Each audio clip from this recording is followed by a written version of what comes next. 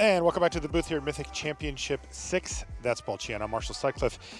It's time for the finals of the draft pod. The things are a little different here than they normally play out. We've got Brad Nelson playing against Austin Bursavich, though they actually don't have the identical record like normal. Yeah, pod 1 of day 2 is very weird in that sense because, of course, we have a bunch of different people with different records. And Brad Nelson currently sitting at 9-1, but he's 1-1 in the draft. Meanwhile, Austin Bursavich is 2-0 in the draft, which, you know, sometimes can be an indicator that Austin has a more powerful deck because he was able to win 2 matches. But that's just kind of how everything breaks down. And that is just the way it happens in day 2. So, you know, Brad's going to have a little uphill battle here because he's going up against a player who's 2-0 in the pod. Let's see how this thing goes. Their records are the same. They're both 9-1 in the tournament, but as we know, Brad actually came over overnight with undefeated record. Did he mold a 5? Yeah. All those proxies? Go.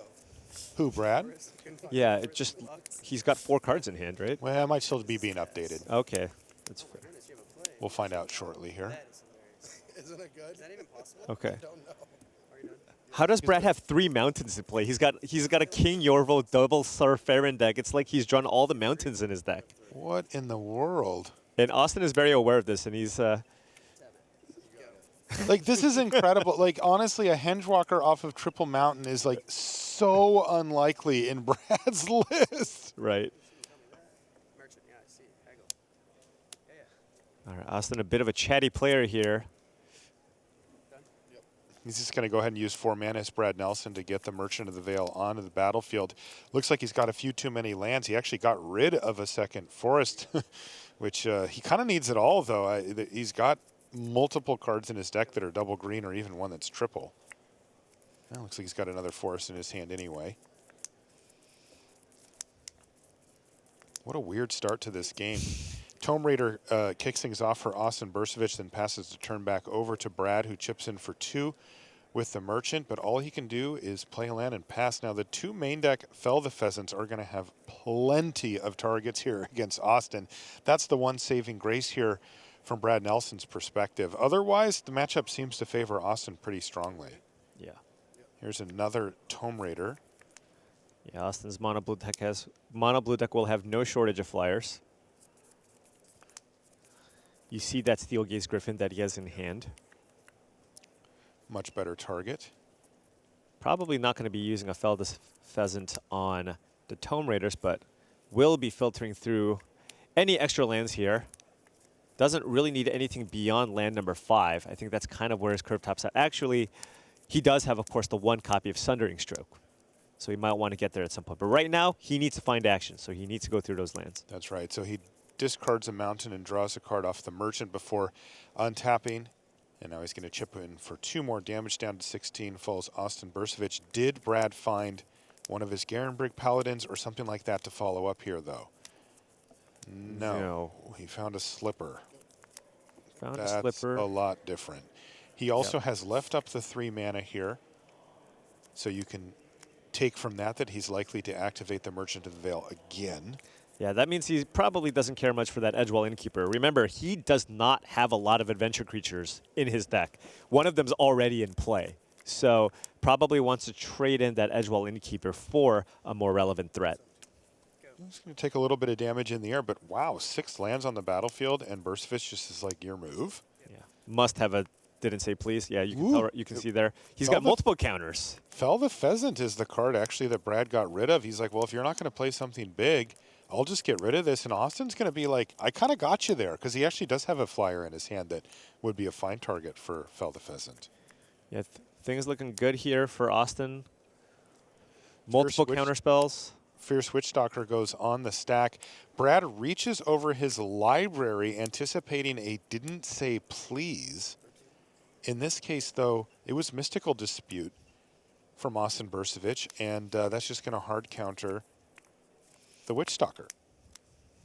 So that worked out very well for Austin. That was a good draw here for Austin as well. He drew Lock Dragon, meaning he can play a threat, but still have mana up for the didn't say please that he has in hand. He does need to play another island here, though, and he discarded one. He has a land, though. It's a Mystic Sanctuary. That's right, and he's not going to use it apparently, just going to chip in there for 2 in the air once again. And oh, the damage from the Tome Raiders has started to add up. But the Lock Dragon's the one that'll start to do some serious work. The Crystal Slipper on the Merchant of the Veil, an unlikely way to finish a game here for Brad Nelson, so he's going to need to find some help, no doubt about it. Yeah. He does have a Surf Aaron, and at this point, Brad just can't really play around the counter spells. He just needs to kind of continue jamming threats and hope something sticks just to try to put pressure on Austin, because you know that the longer the game goes, it will favor Austin. Austin thought for a minute about whether to use Didn't Say Please and thought, yeah, you know, I'm going to go ahead and do it. And as you can see, sometimes milling will mill away your better cards, but sometimes it gets rid of 3 lands you had on top of your library, so Brad's going to be happy to see those go away.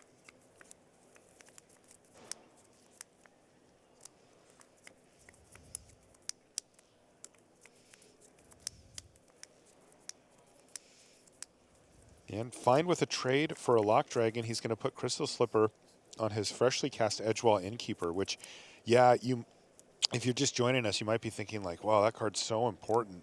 It's really not, as Paul outlined a minute ago there. With one of his adventure cards already on the battlefield, Brad only has 2 or 3 left in his whole library, so he's fine just using it to attack and get in for some damage. It's really the best case at this point. Austin decides not to trade off his Lock Dragon for either of these kind of medium cards attacking down on the ground. He probably figures, well, I can deal with those a little bit later. The 3 in the air is going to be nice, and let's make it 5 if he wants to send in with both of the Tome Raiders as well. And Austin drew a card whose kind of evaluation I think has risen over time. He drew a So Tiny off the top, and I think, you know, there are oftentimes players are favoring this card over something like a Charmed Sleep just because of how cheap the spell is. You know, the fact that you're playing this mono blue deck that has access to lots of card draw, you know, tapping out for an unexplained vision, playing that one island and still having an answer for your opponent's threat is huge. More like so good. It's awesome. And it actually is going to line up beautifully here for Austin Bursavich as well, as one of the ways that you can get an extra advantage from So Tiny is by blocking and prompting a combat trick, and then casting it in response since it has flash. Also, I think Brad just has enough cards in his graveyard now because of the Didn't Sleep Please and all the multiple activations for Merchant of the Veil that the So Tiny is just going to give one of the creatures -6, -0.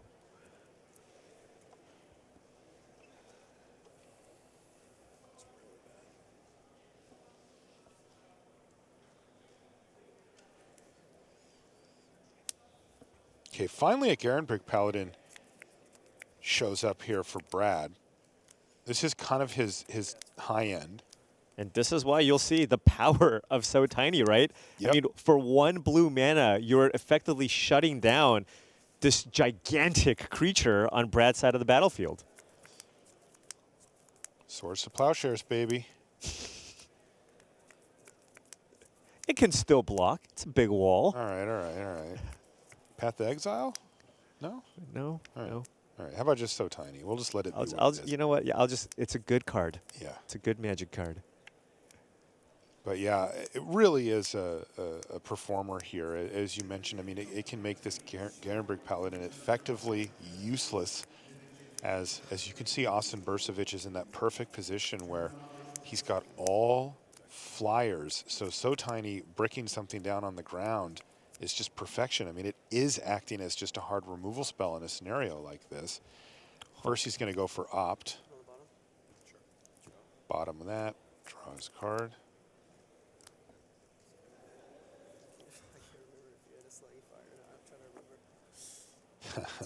Austin Bursavich trying to remember if Brad has access to Slain Fire. Yeah, basically just deciding whether or not he wants to fire off the So Tiny now or save it for something else later. But it's so tempting here to just use it now and prevent a lot of damage from coming through. Yeah, and he's going to do exactly that. And that means that he takes nothing. If he can draw an additional card, he's very close to lethal here. He can get in for 9, but Brad Nelson's at 10. The Dragon will allow you to find an additional card, which would then pump the Steel Gaze Griffin.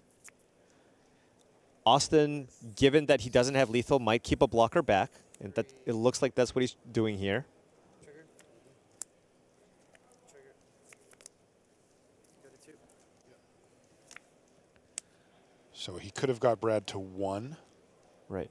Decided to get him down to 2 because not really that different. And he's even got Frogify just to lock things up. Austin Bursavich. Boy, this deck is nice, Paul. Oh, yeah. Seriously, like every time we've seen it, it's been excellent. We've been popping over every once in a while to check in on him. And yeah, he drafted a really beautiful deck here. And I have to say, in particular, it's very good against what Brad is doing. Where even though Brad does have the 2 Felda Pheasants as kind of his, you know, I can get your flyers anyway, it's just not enough. He doesn't have any other removal spells. And, you know, it was kind of funny. I had to laugh because Austin was thinking, like, oh, do you have a Slaying Fire? And Brad's like, dude, I wish. Come on. Like, right, exactly. like, I wish I had a single that. piece of interaction. Yeah. And that's, we talked about some of the holes in Brad's deck. Sure, he's got nice, big, beefy monsters, but he doesn't really have a great curve, right? He's got a couple of Surf Errands, but his mana's awkward. He's not always going to be able to play it on turn 2. The kind of the way you want to beat the mono blue decks is to put early pressure on, right?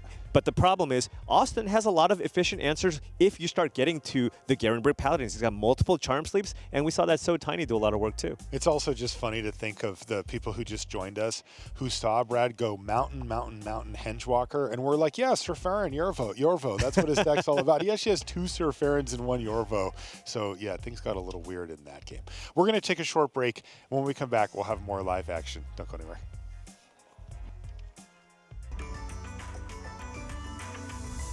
Hey, I found William Huey Jensen here to crack a pack of Throne of Eldraine, so let's get to it. What's your favorite color pair in this set? Or just color, because you can draft monocolored. My favorite color is Oko. Okay, great. Perfect answer, and that's what we're hoping to open.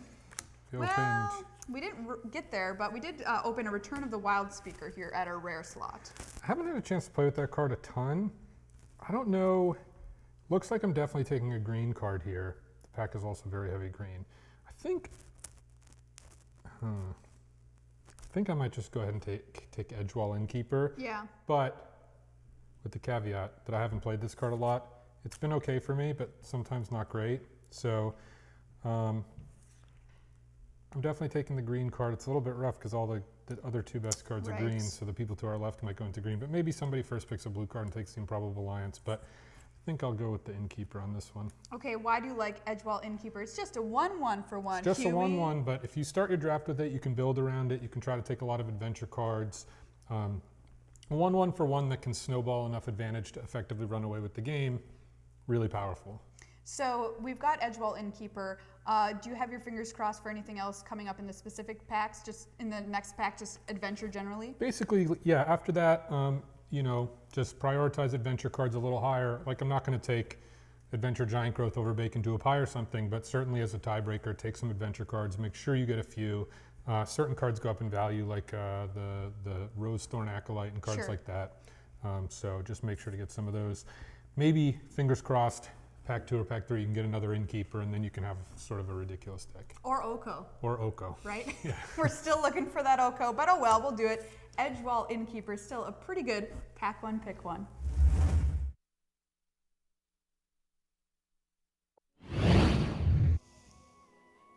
And welcome back. We're here for Mythic Championship VI. I'm Marshall Sutcliffe with Paul Cheon. We're in the last round of Booster Draft before we transition over to Standard for the rest of the day. And in our feature match area, you see Max Mick, fresh off of a Grand Prix victory for him. He's playing against Ely Cassis, and Paul, you got to kind of feel for Ely here. He finds himself in a very strange situation, playing against an undefeated player, even though he hasn't actually won a match with this deck yet. Right, and we're seeing this for the second time, right? Because Austin Bursavich also sitting at 2-0. This pod, both Maxwell Mick and Austin Bursavich are 2-0, but because of the way the pairings work, where you get paired based on record, they are not playing against each other. So we could potentially have 2 players with a 3-0 record in the same pod. And Ely with the 0-2 start playing against the other 2-0 player. And look at this, both of them on basically mono blue decks. Max is on folio you for 1 during your draw step because Ely's just out of cards. And look at that. He found a Reeve Soul to get rid of a blocker. Huh. There's a couple of Scalding Cauldrons there that he could use to shore up this ground, though. And Ely could sacrifice the Rimrock Knight on the Malevolent Noble, but then Max can then respond with the other Cauldron that he has in play Right. to kill the Noble. I have no effects for damage. I'm at 3. And that's why Ely didn't sacrifice, because by keeping up 4 mana, the Scalding Cauldron cannot actually kill the Noble, because Ely can sacrifice both the Rankle and his own Scalding Cauldron that's in play. So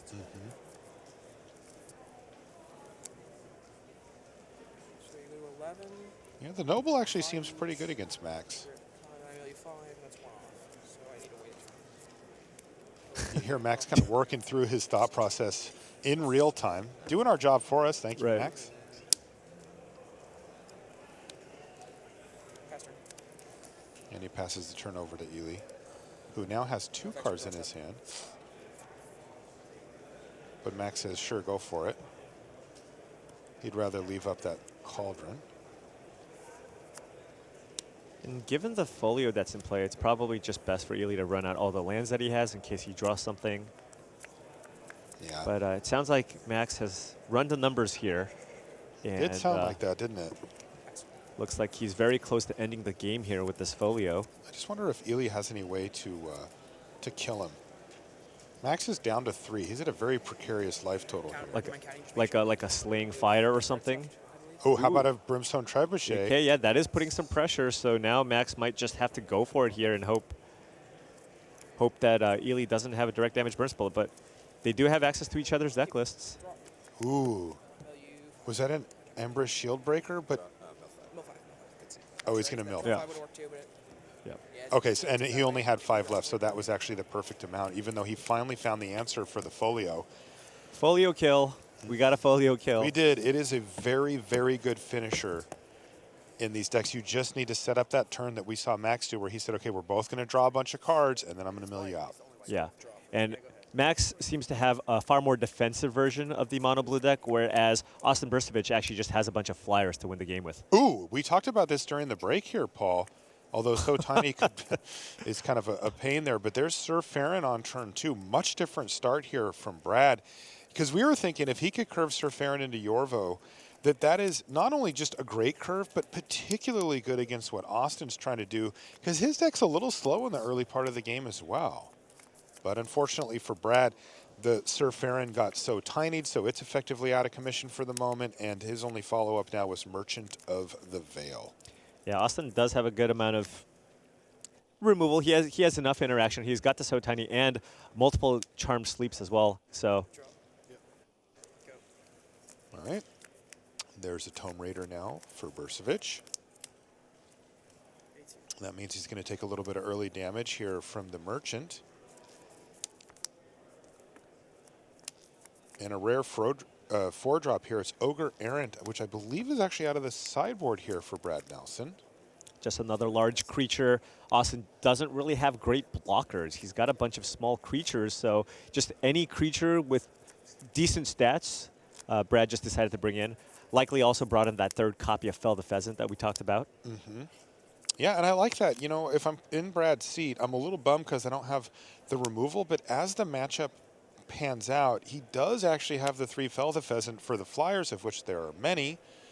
And then on top of it, his big creatures do demand answers on the ground, like just power and toughness. Like this Ogre is something that Austin's going to have to deal with at some point.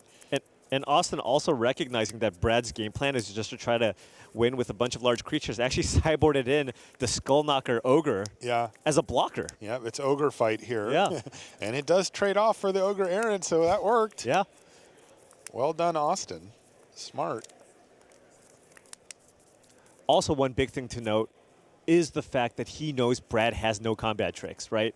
So you can just bring in a big creature and know that it can pretty effectively just trade with any of Brad's biggest creatures because you're not afraid of a Bargain or a Garenberg Carver. You're just going to block and feel pretty safe about it. Wouldn't be surprised to see Austin just take the block here. Right. And that's what he does, so those creatures are going to trade off. Now, this puts the pressure on Brad Nelson to continue the pressure. And he does. Red Cap Raiders, not amazing, but sure. Yeah, both humans. Yeah. And Brad kind of giving a chuckle here because the Red Cap Raiders wants you to have non-humans to tap down to give it that +1/+1. And unfortunately for Brad, the lack of synergies extends beyond his mana base. He's got 2 humans on the battlefield to go with this Red Cap Raiders. So Yeah. Austin does have a Wish Granting Fairies, which, you know, because he also has the Didn't Say Please, he could actually just run it out here, and that would be an effective blocker against the Red Cap Raiders.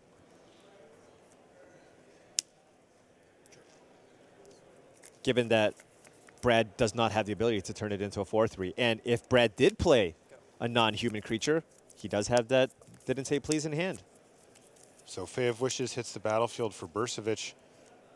And he passes the turn. We did see him in another match use Fae of Wishes to go search up card draw spells. That was nice. But apparently feeling a little bit of pressure here, he's just going to go ahead and run it out. Leave that Tome Raider back. So even if there's a non-human that can pump up the Red Cap Raiders, he would have a double block. He also has the opportunity, if the games go really long, to throw away some lands in the late game, Sure. bounce the Fae of Wishes back, then get the draw 4 spell. I do always forget about that. Right. Because I read that activated ability and just cringed. I was like, ooh, no, 2 cards. But yeah, you can loop it eventually. You have 2 or 3? Play the lands, you have 2. Brad, of course, he first picked a colorless card, but his first big pick was pack 1 pick 2 was Sundering Stroke. He actually has that going as well. If that were to resolve, admittedly very difficult to do against Austin, it can be devastating. Look at this. Merchant of the Veil is going to discard another Merchant of the Veil on a rummage effect here. Wow. He's discarding spells at this point. All right, there Brad. is a Yorvo and a weapon rack, but Brad is mindful of the fact that Austin has a bunch of cards in hand and has just continued to say go. So he knows that there's a very high chance that Austin has counter spells in hand. So, you know, Brad, very familiar with playing against control decks with mid-range green decks in Standard, probably going to do his best job or make a good attempt at trying to play around some of this counter magic and save maybe what he deems to be the better threat in hand and run out Austin's counters. Well, he's just going to throw Yorvo on the stack, but that's going to get Didn't Say Please. Let's see what Brad gets rid of here. The nice thing Paladin and lands. The nice thing about running out Yorvo instead of Weapon Rack is the fact that that at least allows you to play around Mystical Dispute, which is a card that he saw in the first game. Which one's more important? Would you rather just have Yorvo, or would you rather have Weapon Rack here? Because I think you could make arguments for either. Yeah. I think it's one of those things where it's close enough to the point where the thing that you're really maybe going to try your best to play around is Mystical Dispute. Yeah. Makes a lot of sense. You're going to be real happy. Oh, yeah? Okay, that's nice. Yeah. It's a good card, but it doesn't actually work, unfortunately. So, The way, No, I know. the way that thing is worded, it makes no sense to me. It should work, but it just right. doesn't. So what's happening here is Brad Nelson says you're going to be really happy, and that's because we see Covetous Urge go on the stack, and that was going to be able to take away that Sundering Stroke, the huge game finisher for Nelson. Now, as it turns out, he had a way to get rid of it. He activated Merchant of the Veil so that it would go to the graveyard and not be available for that. But still, Austin is happy because it did effectively get rid of it, and now it's in the yard where it can't go. Yeah, What they absolutely. were talking about was a kind of an interesting rules interaction where you can pay any color of mana to cast that spell thanks to Covetous Urge, but that color of mana doesn't, you can't say it's all red Right. and get adamant out of it. And Austin was, well, as you might imagine, was like, well, that's not what I'm not happy about that. You know? He has an opinion about that one. Yeah, I'm positive. Trigger on the stack. I'm going to target. Can he go back the Urge? Can it back a counterspell? What do you want to get back here, Austin? It looks like he wants Covetous Urge, and we'll see if he actually puts it on top of his library. The fact that you can get the card out of the graveyard means that Sundering Stroke is automatically awesome as a target, and he might even, decide to take something out of hand instead. So Right. definitely I would want to put that card back on top of the library, and that's what Austin does here before passing it back. And to be honest with you here, Paul, I think that last sequence was devastating for Brad Nelson. Like, you could start to craft some way that he might be able to get out of this if he were to resolve a Sundering Stroke. Now, even in his worst case, you know, he can just take the Sundering Stroke if he doesn't find something better. And it's going to be very good, of course, against Brad as well. So Brad's going to be able to get in for some damage. Austin knew about one Fell Pheasant, didn't know about the second one, but I think he's only just going to be firing off the one. This does allow him to get in for 5. Put Austin's some considering pressure. activating it. He really can't. I mean, he has 2 spells in hand, and one of them is a Charm Sleep, but he's like, do I just want to get this back? And you just lose it anyway, though. All right, so he thinks, lets it go, and now there's a big attack coming in. So Fell the Pheasant, not too bad here.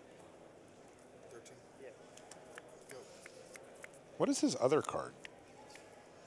Fell the Pheasant. It's Opt. Yeah, I meant Austin. Oh, okay. Yeah. So what he was really doing was thinking about opting there. Mm-hmm. And he chose not to. Austin does want to find a threat here. He is drawing the Covetous Urge. If he wants to draw the Covetous Urge, it is better to just hold the opt. Make sure you draw the card that you want and then fire off the opt. Instead, he's going to just draw it naturally and then opt afterwards. Whoa, buddy, easy on those sleeves. My goodness sakes. Channeling his inner Brian Kibler. Yeah, but with only 2 cards, it's like things taking a beating. It's got to be a spell, but not a great spell. Keep it on top. Looks like it was a Mad Ratter. No ways to actually draw cards just yet. Yeah, he just used it. Yep. But he does have others. He's going to get in for 1 with Tome Raider, but now what? He's going to play a Mad Ratter. Right, and he's going to take some damage this turn, right? I mean, yeah. This is an additional 5 points of damage that he's going to take. And, you know, this might be the opportunity for Brad to find a big spell. Now, the question is, does Brad want to rummage away the Fell the Pheasant to find an extra threat? And, yeah, he knows that he doesn't have a huge window here. He needs to try to end this game sooner rather than later. So he would really prefer to find, you know, a Garenbrig Paladin or something of that nature instead of just hold that Fell the Pheasant. All right, he's really trying to dig for some expensive cards. He found a Sir Farron the Hengehammer. I mean, that allows him to get in for 6 this turn.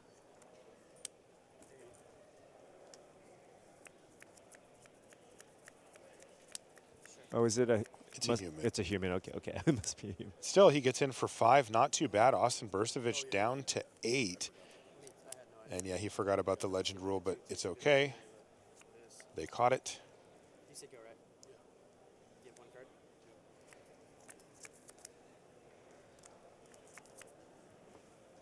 Probably going to see a Charm Sleep maybe on Sir Farron if he doesn't have a good way to deal with it, if he doesn't draw a big creature. I cover this urge and take this card from his graveyard, and then I want to cast Haggle, and it gets exiled. I can cast it from Adventure, right? Not him. Yeah. I mean, he knows I have it in my hand. Pretty sure that's how it works. It just doesn't feel right. Yeah, that is how it works, but he needs to double check here. Absolutely. A lot on the line here. Just want to make sure you get everything correct here. And that would be a nice play, right? Covetous Urge on the Merchant of the Veil allows you to trigger the Mad Ratter, put some blockers on the battlefield. By the way, this is a good example of being thorough, right, from Austin Bursavich. Don't assume, right? I think we've all had interactions in Magic that have surprised us, or that we thought for sure we understood and then learned later we weren't actually correct or whatever. And it's much better to utilize our excellent judge staff and Spell result and go to the exile. You have to pay it with the correct mana cost the second time. But he doesn't. It's me. It's my adventure. Like, I'm the one that can play it. He can't play it like on his turn. Yeah. But you have to pay the right Yeah, mana. given that Adventure is a newer mechanic, But that makes sense. Yeah. So, and there was an interesting wrinkle there, for example, that Austin would have to consider, which is that if he does decide to adventure it, he can pay any mana for the adventure part, but when it's in exile, that clause is gone, and he would actually have to have the correct mana to play it. Now, he does. He has access to red mana, but you know, maybe he overlooked that and he could have done that in it was some green card, and he's like, oh no, it's stuck on an adventure forever. The question is, does he actually want to do that? And the answer is, yeah, he is. So he's got an extra land in his hand that he just wants to get rid of. I mean, even just hard casting the Merchant of the Veil is good, right? If you have that in play, you now every single turn have a consistent source of triggering that Mad Ratter. So And he this gets is a free pretty good. one here too. Exactly. Yeah, that's a great point. And let's not forget, Brad Nelson just doesn't have ways to interact, right? He cannot break up this combo. So if Austin just gets to do this for the rest of the game, he is going to flood the board with rats. Right. Yeah. The card that Brad really is hoping to draw here is Garenbrig Paladin, right? Because Yes. sure, Austin's able to make an army of 1/1 tokens, but of course the Garenbrig Paladin allows you to attack through those tokens.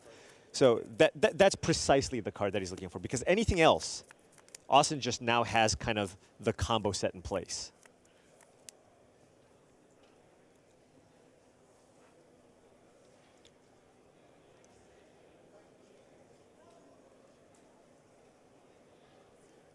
Things get really interesting too from Austin's perspective.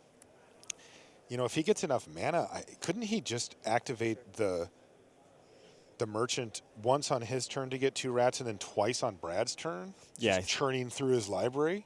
Yeah, he's got one card in hand, but yes, if he does get a 9th land onto the battlefield and still has a card in hand, which he could do if he just filters through all of his cards, then he would be able to make 4 tokens a turn.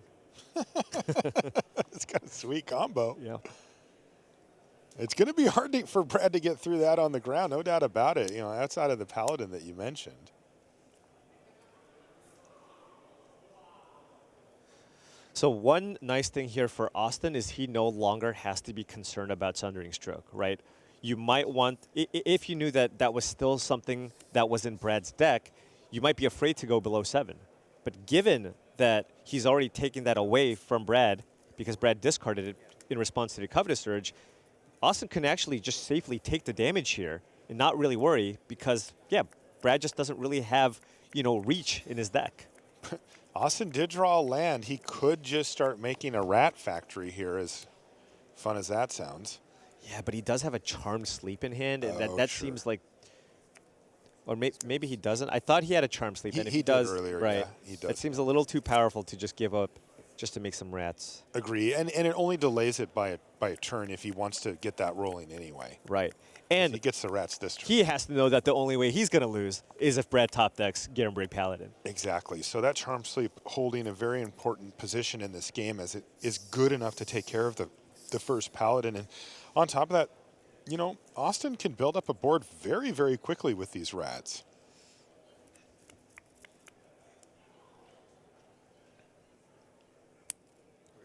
Whoa, that's aggressive. Okay. He's going to use Charm Sleep on a red cap Raiders here. All right, so Brad Whoa, if has he finds a chance Paladin, potentially. He has lots of Paladins in his deck. he can also dig for them with his own Merchant of the Veil. Boy, oh boy. Looks Not like a- it was a fierce Witch Stalker.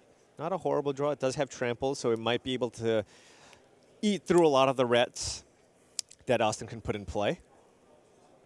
Brad passes the turn back after playing it.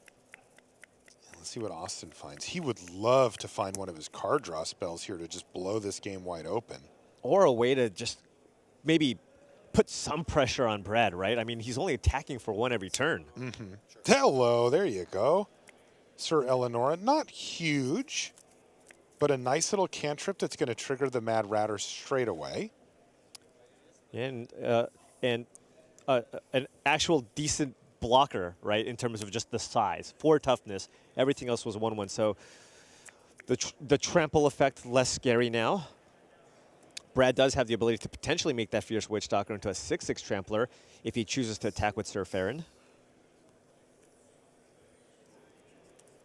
Familiar for 4. And we see a Merfolk Secret Keeper here. Milieu for 4, and then go ahead and just cast the Secret Keeper. Yep. And it looks like that was the game there.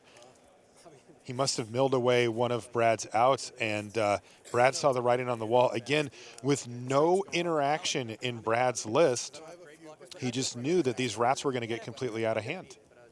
Now that the slipper's going, you're not going to get the haste. Yeah, and also keep in mind Austin had that weapon rack exiled, so he could have used the weapon rack to turn one of his creatures into a creature with more than 2 power, right? Right. If he turned the Sura Lenora into a 3-power creature, that would have 5 toughness, or he would continue to grow it to the point where the Garenbray Paladin would actually not be able to get through. That's right, and you heard both of the players at the end mention the Crystal Slipper as one of the ways that he may be able to slip in that damage. It wasn't to be there because it went into the graveyard as well. Yeah. So, interesting stuff from our 2 players there, but ultimately, it looked like a tough one for Brad. There was some upside there, right? The Fell the Pheasants had targets. Those were his only removal spells anyway. And his big creatures matched up well against the small creatures on the other side. But Austin's deck was sweet. I mean, he had the ability to churn through his library and really kind of get things rolling. And that's exactly what he did to pick up the win there. So really nice finish there for Austin. Yeah, I mean, not only that, it's just because Austin just had full information in terms of what to expect from Brad's side, he played around everything. Yes. He did a really good job with that. He just knew exactly, like, look, he can have this as cards that he can draw, so I'm going to play around this. And I just thought he did a really great job just kind of navigating that match. He did. He knew exactly what was going on, and so did Brad, as it turns out. So that's going to do it for our limited coverage for this one. We're going to take a short break, but when we come back, we'll be back at the news desk, and we're going to be transitioning right on over to Constructed before you know it. We'll see you there.